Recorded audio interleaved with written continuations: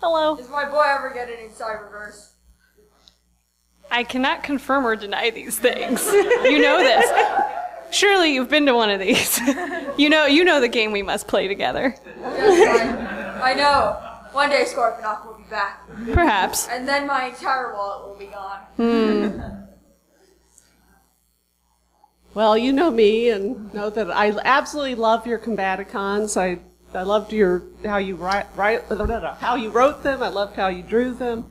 And it just, I guess my question, I've heard, it's kind of a two-part question. I'd heard that you were inspired by, I think it was Halsey's Hold Me Down for Onslaught and Blastoff's relationship.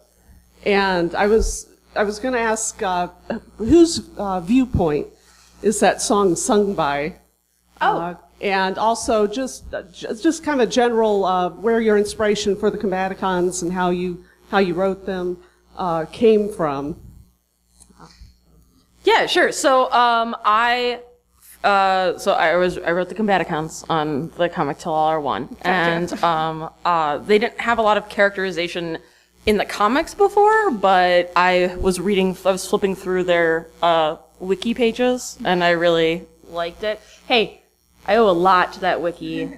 I will tell you guys now that if you ever want to fuck up a Transformers writer, fuck with the wiki. It's hard. You have a legitimate shot of getting that in. Yeah, because it's so well maintained. Yeah, and it's hard to It's so tell. good. It's so well maintained. It's totally insane. Yeah, you would not know what's a truth or a lie. Oh my god, yeah. no, Wheelies was entirely in rhyme for the first my part. God. Like it's trust me, like when I started writing Batgirl, I was like, so where's your wiki? And I started reading it, I was like, what the fuck is this? I was like, this is not helpful in any way. But yeah, the Transformers wiki is amazing, and it's amazing, and it's also really awful as a professional. Like, I don't know. I did give a talk to school kids once, and they're like, "What's it like being a professional writer?" And I was like, "How many of you guys make mistakes in school day?" And they raised their hands, and I was like, "How many of you have wiki articles about how many mistakes you made?"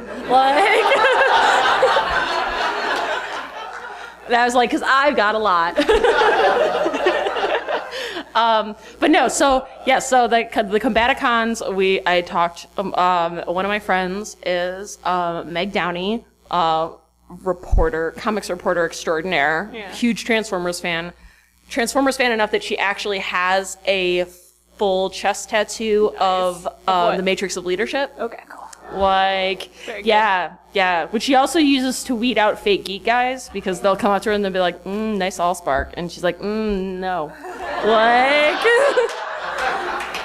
But yeah, so we were scrolling around, and it was funny because we were driving around Pasadena on a nice summer day, and I turned to Meg and I was like, well, I'm writing to you, who do you like? And she's like, man, I friggin' love the Combaticons. And I was like, no one loves the Combaticons. And she, except for Swindle, who I don't like. Everyone loves Swindle. I don't like Swindle. I was so mad. I kept him alive because I was like, fans are gonna kill me. But I was like, he's alive over there.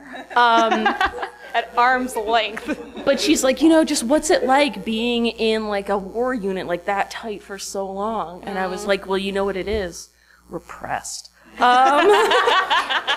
And yeah, and we were listening to the Halsey song "Hold Me Down" came on, and or was it "Hold Me Down" or "Pull Me Down"? Whatever. Look it up. And I was like, this is Onslaught's song, and I was like, because he just seemed like the kind of guy where it's he's always, he's this master strategist, and it's there are all these things sort of pulling at him, and that kind of became their dynamic of their relationship.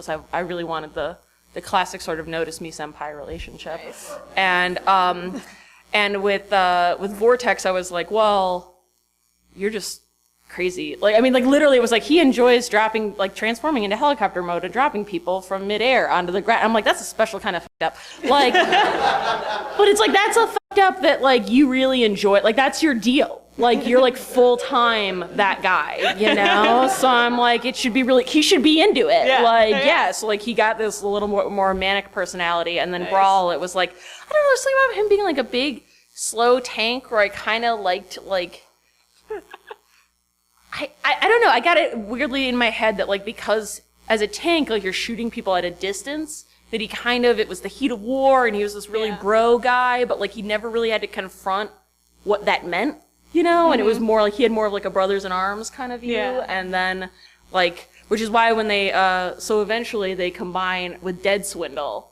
And he's in their mind, and like Brawl essentially gets to momentarily experience what it's like to be dead, you know, and he just kind of like loses it, like, and he's just like, oh my god, I don't want to deal with this at all.